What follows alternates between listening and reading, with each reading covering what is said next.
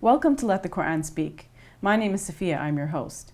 The aim of Let the Quran Speak is to help you gain deeper insights into Muslims and Islam as it's practiced here and in other parts of the world. We turn now to a discussion on Islam and the Ulama. The Ulama are men of knowledge who have been trained in the religious sciences. What role do they play? Are they similar to the clergy in other faith traditions? What does one need to do to be considered one of them? And should ordinary Muslims defer to the ulama on religious affairs, or can they interpret the Quran and other authoritative texts themselves? With me is Brother Shabir Ali from the Islamic Information Center. Brother Shabir, welcome to Let the Quran Speak. Pleasure to be on. Now, we hear this term bandied about these days, the term ulama. People refer to the ulama and say the ulama said this, the ulama said that. Who are the ulama, really? Well, the ulama is a loosely defined category of religious interpreters. And these date back all the way, it would seem, to the time of the Prophet Muhammad, peace be upon him, himself, in that the Quran mentions ulama, though it may not necessarily have the same connotation as we apply to the term nowadays. The Quran, for example, says, إِنَّمَا يَخْشَى اللَّهَ مِنْ عِبَادِهِ الْعُلَمَاء. The people who really fear God are only the ulama. So ulama we might loosely translate very quickly as scholars. Okay. Men of knowledge? Or people of knowledge, okay. Not necessarily men, though it largely turns out that this is how it works out to be. But the ulama are scholars or learned people of knowledge, could be men, could be women, and could be some younger persons too, but often a lot of wisdom comes with age and experience and continued learning, and so they tend to be older folks much of the time. So in the Prophet's time, were there individuals who were called ulama, or is that term something that developed as history progressed? Well, since the Quran uses the term ulama, it must refer to some people even at the time. But would it mean like a special class of people who are... which is how it's referred to now. Yes. It may not have referred to a special class of people at the time. It may have been more a general term meaning people of knowledge as opposed to people of ignorance, as a contrast between believers who know that God exists and therefore they fear and adore and love him, as opposed to people who do not know that there is a God and they are oblivious to anything that God says, and they don't seem to care about meeting with God in the life hereafter.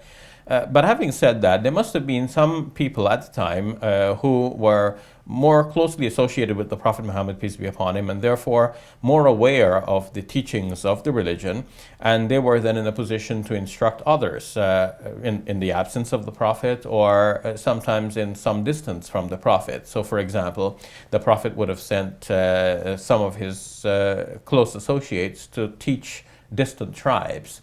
It is mentioned in the Quran that some of the Bedouins were not really in a position to know the regulations of God so well. And obviously because they were away traveling, they were not so closely associated with the Prophet and his close companions to derive that knowledge directly.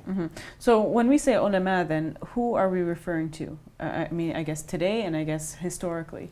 Well, it's so emerged in Muslim societies that there eventually arose a group of specialists, people who take the pains to acquire the required education.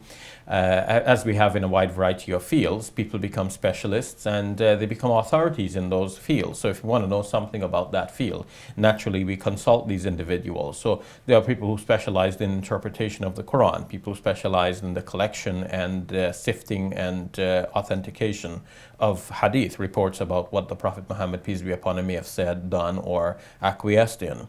And there are people who specialized in writing the histories, biographies of the Prophet Muhammad, peace be upon him, and other important individuals and events. There are people who specialized in what is referred to as fiqh, or Islamic jurisprudence. An understanding of the finer details of Islamic law. And it is this latter category that has become the most important, in that their work has had the most significance for the practical outcome of Muslim life and also for the present state of Muslim societies. Now, we often say the ulama said this or the ulama said that. It seems like there's difference of opinion, though, amongst the ulama about certain things. So how does that work? And of course, there are different opinions among the ulama about who exactly are the ulama, right? Because sometimes people tend to say, well, the person who agrees with me is the scholar that I respect. And if common people say that. Yes. Like, common Muslims will say that. This is my scholar, and this is the venerated individual. Yeah. And sometimes scholars abuse each other too, verbally, by dismissing the scholarship of the other as being unworthy of any attention, and so on. So people have these different opinions. Why do people differ? Often that people differ on things that are not clear, because there is a general rule that may be seen from the adage that if something is debated, then it is not settled, and if a thing is settled, then it is not debated. If something is so very clear in the Book of God, God said it, well, then that settles it, and no person of religion is going to say otherwise. And if someone says otherwise, he won't be regarded as a person of religion. For example, now to be more specific, Muslims will not take as their leader somebody who clearly says something contrary to the Book of God. Except if people are so ignorant, they don't know anything about the Book of God, and so they accept anything that anybody claims. But in our largely literal society today, when the Quran is available to be read all over the internet, and people can do searches, just plug in a single word and find out all of the locations where that word is mentioned, they can do their own analyses very easily on a vast variety of topics. Now, they wouldn't accept somebody claiming something contrary to the Book of God. They wouldn't accept such a person as a scholar or even a person of good religion. The reason we have within the Muslim community an acceptance of a wide variety of individuals who hold different opinions on single issues is because on those single issues, the text of the Quran may not be entirely clear. Or there may be multiple texts to deal with. There may be some verses of the Quran and some reported sayings of the Prophet Muhammad, peace be upon him. And all of these have to be put together into a comprehensive whole to make sense of what the Quran and the life example of the Prophet Muhammad, peace be upon him, is saying to us.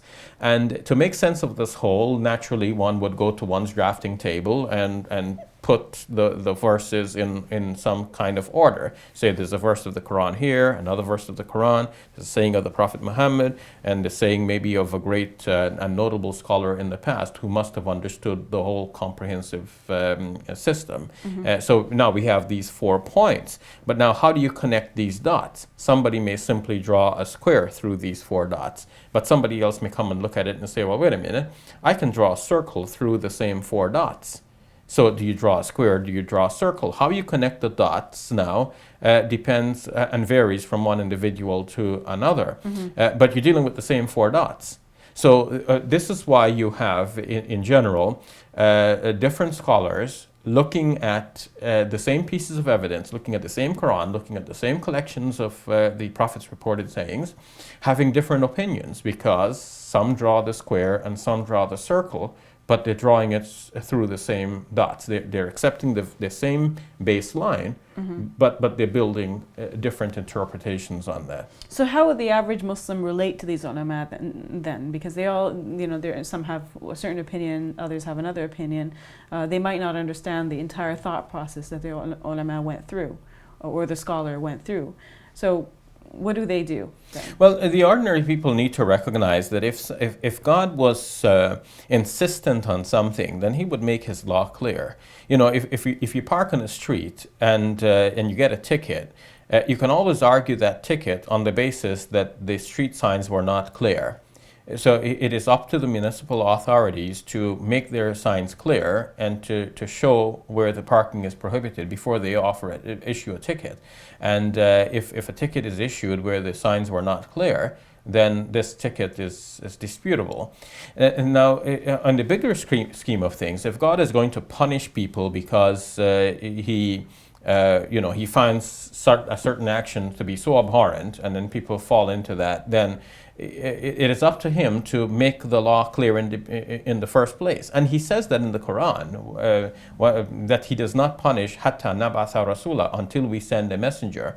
And then the messenger comes, speaks in the language of the people. He makes it very clear what God is requiring of them to stay away from. And it's only after all of this, when the people with no good excuses and no good reasons, they do the very thing which God has plainly stated is forbidden. So if the thing is plainly stated as forbidden, all scholars will agree on it. And if the thing is not plainly stated as forbidden, then scholars may have different opinions. Is it forbidden or not? And where scholars have different opinions on an issue, then the common people should be more relaxed about it, knowing that this is one of the issues that God has not made so absolutely clear. Do Muslims have to defer to the ulama? Are the ulama like the clergy? How does it work? Well, in the Islamic system, there is no insistence that Muslims must follow a particular scholar. We can say, however, that it makes good sense for Muslims to follow scholarship in general, just as we do in all other fields. If we don't perform our own surgery, we go to somebody who's qualified to do that particular operation. If we want to find out what God really says, we need to consult the experts, because we may be reading the book, but things may not be so entirely clear, either because we don't understand the Arabic language, or even if we understand the language, we don't understand the particular nuance of the language as it was used at the time when the Quran was first revealed. Or we do not understand the whole scheme of things of the faith within which that one verse we're looking at fits. So we may be taking the verse in isolation, apart from the context of the whole Quran itself, or the context of the life example of the Prophet Muhammad, peace be upon him, or the comprehensive understanding of the faith as a whole. And so we may be misled by our misinterpretation of a verse. And so it's good to consult scholarship in general without necessarily committing ourselves to follow one particular scholar all of the time, no matter what. All right, thank you for that, Brother Shabir. We'll leave it at that. We'll take a break. When we return. The soul in science and religion.